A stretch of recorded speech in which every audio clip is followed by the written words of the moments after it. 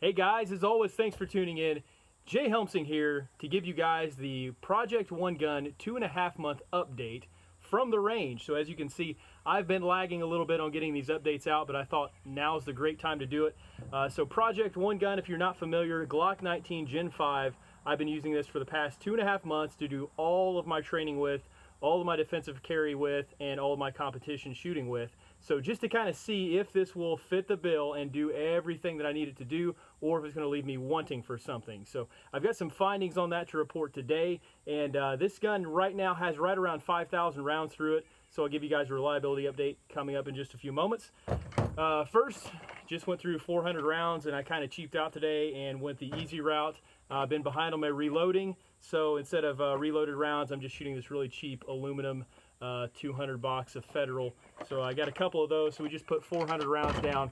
So we'll talk first a little bit about reliability.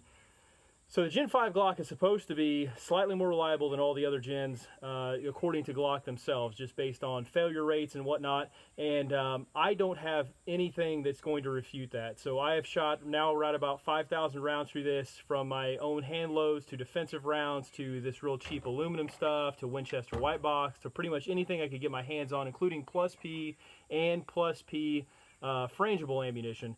And this gun has eaten everything that I've given it. So there have been no hiccups, no bobbles, no brass to the face.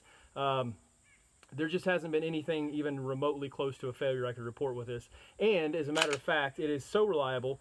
If you look in there, it is filthy dirty. Okay, I typically, when I get done with a range session now, I just run a bore snake through it and I wipe it down and I carry it. That's it. So I don't do a full field strip. I don't do a full cleaning of the gun after I'm done shooting it. So I do just kind of get the chamber cleared out. I clear the ramp on the feed ramp a little bit on the barrel, and just kind of wipe down some of the carbon that I see. And that's pretty much it as far as my carry mode for this gun. So just to give you guys an idea, I have a lot of confidence that this gun is going to shoot what I need it to shoot. So probably nothing really new there. If you're a Glock hater, I don't know what to tell you. I mean, it's kind of hard to refute at least the reliability portion of it. Okay, I'm not saying other guns aren't reliable. I'm not saying Glock is the pinnacle of reliability, because I've had Glocks fail. But I'm saying it's pretty tough to refute that. I mean, try it for yourself. Go out, take a Glock if it's not just a limit out of the box, and it's probably going to run, and it's going to run a long time without any failures. So just my finding, and it proves true on this daily carried Gen 5 Glock here. With that said and out of the way, I think next we'll move on to the carry options, what I've been using so far. I've been kind of shifting slightly away from using a light on this gun. Really don't have much of a reason for it, other than I always carry a handheld light. And I've been kind of working a little bit more on the tactical end of things, as far as not using the weapon-mounted light to illuminate things. So, there's do's and the don'ts of both. I know some trainers out there that do not use weapon-mounted lights because they feel that it's more important in a civilian defensive situation, civilian defensive posture, to illuminate first with your handheld, and then, obviously you can bring your gun into the fight if need be. But obviously sometimes you may end up in a firefight situation where you already know there's a bad guy there, and you already know that you need to put lumens down on him. So, 6 in one basket, half dozen in the other. But as of right now, I've been using it without the light, carrying it without the light, and I've been carrying it again in this this Vanguard 2 from Raven Concealment. So that's just what I've been using. I just don't really have much of a need for any other gun, or any other holster, I should say, for this gun. And I have used quite a few of them, so that's just, maybe I'll go through all the holsters that I've tried and tested and do kind of a show on that one day. But as of right now, this little minimalist guy is what I go to. So that is that. It's 90 degrees out here right now. We're experiencing some high humidity, high heat because of the hurricane and the way the weather patterns have been. So for that, this is just great, because you don't have a whole lot of, that Kydex up against your skin, not a lot of sweating, not a lot of crazy stuff. You just kind of pop this bad boy on, like so, and you're ready to go. And it is very secure in there. So somebody asked, they said that it's not rated for the Gen 5, or the Raven says, don't use a Gen 5 or whatever. It's the same trigger guard. Okay, so as far as I can tell, there is zero difference. It draws just as easily. It fastens just as securely as any other Glock I've put in there. So this will work on that. It also works on the larger frame Glocks, like the 45 Glocks and the 10mm Glocks. It also fits the trigger guard on that. So just some things to point out there. Kind of hard to go wrong, even if you don't use it all the time, just to have this on kind of standby. Doesn't print much at all, especially with the clip here. The concealment clip that just kind of tucks that butt in a little bit closer to your body. So pretty awesome setup. And again, I can't say enough about this. I've had this little minimalist holster, and I've used it primarily on Glocks, as my primary holster on Glocks for probably at least 7 years now, and I've never had an issue with it. Okay, so cheap and simple, and that's kind of what we're looking for here. That's why Project One Gun is a thing, right? So that's that. That's kind of out of the way there. We'll look next at maybe a modification that I've done to the gun. As you guys noticed before, I talked about leaving the Ameriglow bold sights in there, so using the rear and then changing the front to what they call a green or a lime color. Just seems to work pretty well with my eyes, maybe a little bit better than the orange, because sometimes the orange would wash out and I couldn't see this top edge here in bright light. I don't have that problem with the green color, so that's just personal preference, but the Ameriglow bold sights are tremendous sights. So again, I can't say enough about that. If you're going to get one of these, go with the Ameriglow bold sights. Save a little bit of money in the long run, and it is pretty much the way you're going to want your Glock set up anyway. I don't like the Glock brand night sights. I just don't like the picture that they give me, and I definitely don't like the plastic Glock night sight or Glock sights that come with it. So just some things to think about on that end. You can also see this is kind of bashed up a little bit. I've been doing some fairly hard training with it. You know, and again, it's been pretty much throwing, you know, eating everything I throw at it, just throwing it right back at me. So I've been really putting this thing through its paces. I really have. If you guys check on Instagram, I'll be posting some shooting footage, and we'll get to that in just a moment. But continuing on with the modifications, as you guys see up here, I'm a big fan of these, what they call arachna grips. They're awesome, and if you don't try them, they seem a little bit hokey. But on this slide here, this new coating, this near diamond-like coating that they put on these Glocks, it looks really nice, and it is just absolutely nails tough durable. I mean, I don't know that you could scratch it really if you wanted to. Really nice stuff, but it is slick, okay? Some of the newer Glocks I have seen, they seem to be putting more of a matte finish on there, so that might be changing a little bit, but this kind of early run slick finish here, it's just really hard to manipulate, especially when you're hot, sweaty. Heaven forbid you have a bloody mitt or something and you're trying to, you know, manipulate this gun.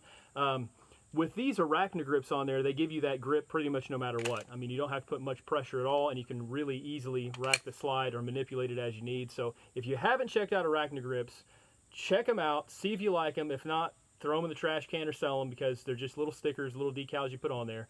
Again, they seem a little bit hokey, but I could not have appreciated them anymore. I really think they're a tremendous thing, especially for this Gen 5 Glock slide or any other slide you have that's going to be more of a slick surface. You know, it's and even with a minimalist holster, I don't have issues with the grip on this. Or this arachna grip rubbing on my side or anything like that. So I don't see any downside to them. They've stayed on there well. I've not had to replace it. So, you know, try it for yourself. Obviously, you guys know I'm not a sponsored shooter. I don't have any irons in the fire on that end, just kind of shooting it, you know, giving it to you how I see it. So that's my take on that. As far as shooting the gun and accuracy is concerned, and you guys can kind of see the targets behind me, my setup for today, what I was working on. The dueling trio, we got a couple steel targets. I was working speed on that, and we have some paper targets I was working more accuracy with. So I do a lot of well-rounded shooting when I'm at the range. I don't really primarily focus on just one thing. You know, some people get fixated on just speed for time or whatever.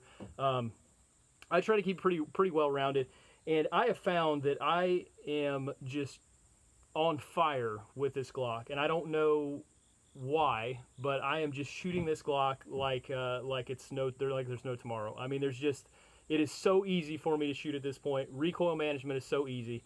The trigger, and we'll talk more about that here in just a minute, but the trigger, I've pretty much figured it out. Okay, there's no second guessing. I know exactly how to stage this trigger. I know exactly how to break this trigger. I know how to do it fast. So I've really learned the ways of this gun, and it has paid off. So just as I suspected, the more you train on a single platform or single gun type, the better you're going to get with it. There's no exception from my findings on that. So I'm definitely very, very good right now at shooting the Glock platform. I do not feel in any way, shape, or form that going to like a Glock 34 or a Glock 17 would really pick me up a whole lot of time. I'm just so familiar with this, so familiar with how that falls in my hand, so familiar with how to grip this and grip it fast that it's just like second nature to me right now. So I'm shooting this gun very, very, very well. And I don't attribute that to Glock. I don't attribute that to being a Gen 5. I just attribute it to 5,000 rounds on this gun, you know, just driving the snot out of it and getting used to it. So what that's kind of showed me is that it doesn't matter what brand of gun you shoot. It doesn't matter what kind of gun you shoot. Pick a gun that works for you ergonomically, economically, just preferentially, if you like hammer guns or not. Find that gun and work that gun. Just like they used to say, the best thing you can do is invest in ammunition and find one or two guns that are, pretty similar. I found that to be absolutely true. And as far as the bleed over, when I do have to shoot my guns for, like as of right now, I am also, haven't shot it today, but in my range bag here, I also have a M11. So I put some sights on this gun. I actually changed the sights out. I had a dead tritium vial in there, so I changed the sights out. I sighted it in, and not really shot the gun or anything like that. But a few days ago, I did, put a few rounds through the gun. So I probably shot maybe 20 rounds just to sight it in and get it where it needed to be. And with this gun, I am shooting this gun very well. Now I'm not shooting it to the same ability that I'm shooting this, but as far as transferability.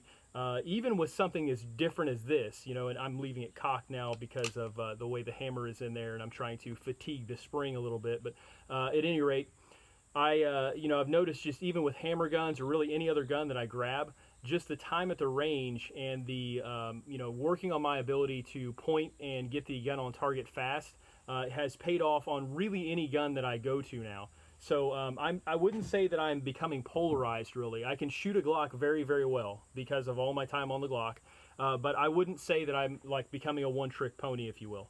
The things about other guns, the way the ergonomics work, the way the manual of arms is, the way the first shot, second shot on a double action, single action works, you don't forget that, okay? And if anything, I'm becoming better at like picking up the front sight because I'm spending more time on a single platform working on my ability. Instead of just switching out guns and just basically testing the gun, I'm testing more myself and my own skill set. So I'm a lot better at picking up the sights. I'm a lot better at making, the grip as solid as it needs to be. I'm a lot better at locking that grip out and keeping it where it needs to be.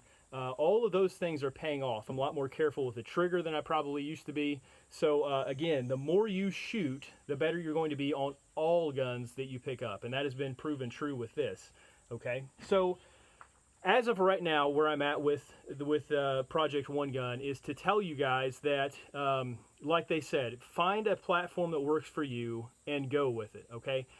It's really easy to pick something like a Glock because there's so many options. You have so many holster options. You have so many different barrel options, trigger options, whatever you want to do to the gun. Any parts are out there. It's a pretty reliable platform. There are a lot of things going for it, but obviously nowadays you got a lot in that striker-fired polymer market that's also competing. So a lot of them are very reliable. A lot of them are extremely accurate, probably more so than any freehand shooter is going to be, at least on the civilian side. I should say non-sponsored side, not necessarily civilian side, but the non-sponsored shooters, the gun's probably going to outshoot you, much like all of mine do. So, I really think that once you find that gun, find what you want, stay with it, put a bunch of ammunition through it, and then maybe once in a while kind of rotate through these other platforms, just to kind of stay fresh on it. Maybe a hammer gun once in a while, maybe borrow your friend's gun once in a while. But I would say, the findings so far are strongly indicating that the minimalism thing is probably a good idea. Now, the problem I'm running into still is that I've waited for about 20 minutes, 15, 20 minutes now, letting this gun cool down. But if I go and I really need to rush home and I go to the range session like today, I'm going to have the snot burned out of me by my Glock 19 on the way home. There's just no two ways about that. So optimally, I'd like to have two guns. I would like to be shooting one primarily and maybe just rotate them. Shoot one, carry one, switch, and then shoot the other one, carry the other one, things like that, just to make sure that they're both in perfect working order. But I would like to have another option to go to so I'm not carrying my shooting gun and things like that so often. But that's really my only complaint. So I know it's been a little bit more rambling than some of my other videos, but obviously being kind of a makeshift video out in the middle of the range session kind of lended to that. Hope I'm making sense. And, really hope you guys are watching this for, if nothing else, the entertainment purposes and, just to find out where this project goes and are as curious as I am about it, okay? So, again, I appreciate you guys tuning in. And, preliminary findings, find a gun that's right for you. Find a gun that maybe your department uses or something like that. Find a gun that you can get plenty of parts for, and that it just works with your hand, and shoot that gun. Other than that, I really don't have anything to add. And I'm just, at this point, I enjoy shooting this gun. And again, it's kind of like second nature. Would I pick this gun to go to war with? At this time, probably so. 5,000 rounds through it, no issues. I know I can shoot it pretty much blindfolded at this point. I would just pick it to go to war with. But that's not to say that, you know, like an M11 or something else would not be that gun as well, because we all know these are rock solid reliable. They got a decent trigger in them. They can be shot very well. They're extremely accurate. There's really no going wrong with this, guys, okay? So the thing that kind of irritates me a little bit is all of this polarization we have in our culture, the gun culture, okay? And you might have seen me in the comments a little bit because I get called, you know, Glock fanboy, a SIG fanboy, you know, pretty much whatever. Somebody's going to come in and throw their 2 cents in, and that's just how it goes on the YouTube thing, right? And I don't really mind that, but, you know, there really isn't a reason for it. If you like a certain gun, if you like XDs, if you like Taurus, if you like whatever else, go do your thing, man. Go out there and shoot it. You know, go out there and put some rounds down. Go out there and be the best shooter on that platform that you can be, okay? There is no best platform. End of story. There is no best platform. There is no best gun. So let's just stop arguing about it, okay? Let's just stop, you know, with the name calling, the put downs, the negativity, the whatever. And let's all just go out there and figure out what our niche is and work on it, right? That's kind of what I'm all about. Go out there, improve, work on your stuff, work on your craft, and make yourself better, okay? So with Project One Gun, I will soldier on with that, and I'm going to see if anything changes along the way. But as of right now, I'm shooting it really well. I'm really excited about it, and I appreciate you guys tuning in for these updates. Plenty more coming your way, including several purchases that I've made to do some gun testing, okay? And I know you guys are pretty antsy for some of that, so maybe we'll get this M11 in there too. Maybe not just a sight job on it. Maybe I'll give you guys a review on this once I get Project One Gun out of the way and I can dedicate some ammunition to other guns, okay? Again, thanks for tuning in. Appreciate your viewership. Continue to work on your craft. This is Jay Helmsing. Till next time.